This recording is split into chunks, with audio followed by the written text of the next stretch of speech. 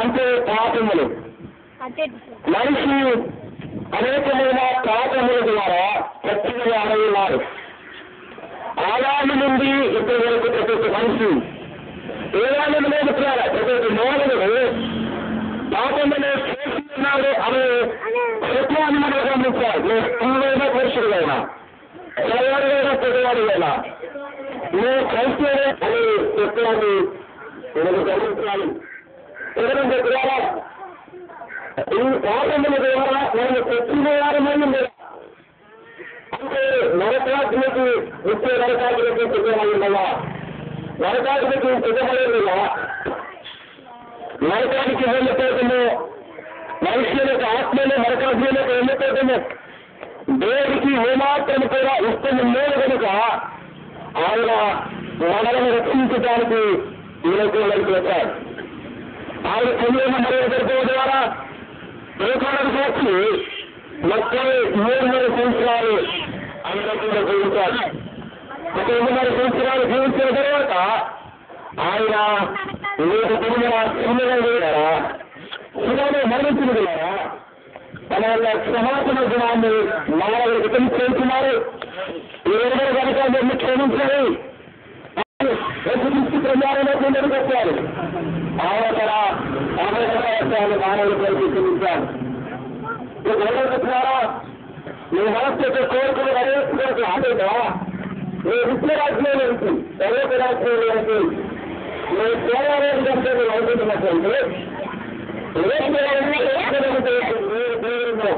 నువ్వు తీరాలి.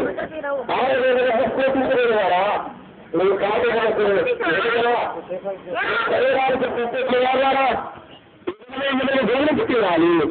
నువ్వు ప్రజల ఆశీర్వదించగలిగి దేవుడి మాటలను తీర్చినగాక.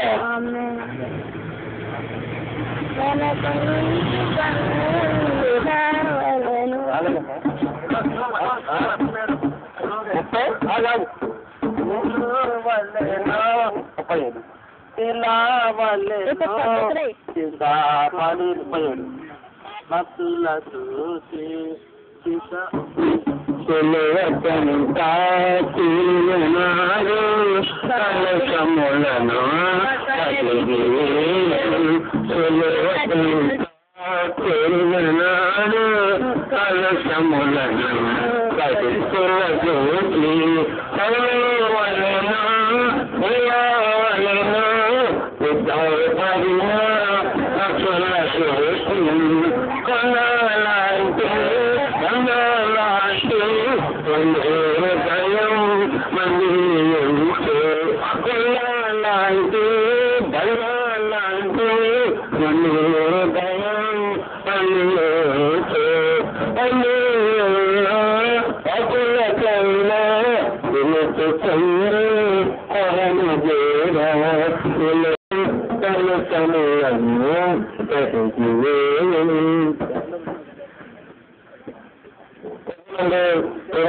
వల్లరా జనంలో అనేక మంది యేసుక్రీస్తు వారు ఎందుకని మరణించారు, ఎందుకని చేస్తున్నారు. చాలా మంది తెలియక మీరు ఎందుకని ఎక్కువగా కష్టపడుతున్నారు, ఎందుకని ఇంత ప్రయాసపడుతున్నారు. వీళ్ళు యేసుక్రీస్తు ప్రభు ఎందుకని ఆయన రక్షణాలు మరణించాడు, ఆయన ఎందుకని తెలుపుతున్నాడు, ఆయన ఎందుకని మానవుల వరకు యువకులను చేస్తున్నాడు అని ఎవరిగా ఆలోచన చేసేట్లయితే పూర్తిగా 20 వరకు చేయాల్సినారా యేసుగా రక్షకుడు, క్రీస్తుగా అభిషక్తుడు. రక్షకుడు అంటే అర్థం ఏంటంటే పాపముల నుండి రక్షించేటువంటి వాడు అన్నర్థం. పాపముల నుండి రక్షించడానికే యువకులను చేశారు. యువకులు మనిషి అనేకమైనటువంటి కార్యక్రమాలు జరుగుతున్నారు. అంతరిక్షంలో జరుగుతున్నారు. శాస్త్రంలో ప్రత్యేక సమాధాన పాపములకు సమాధాన పాపముల నుండి విడుదల తెలియజేసి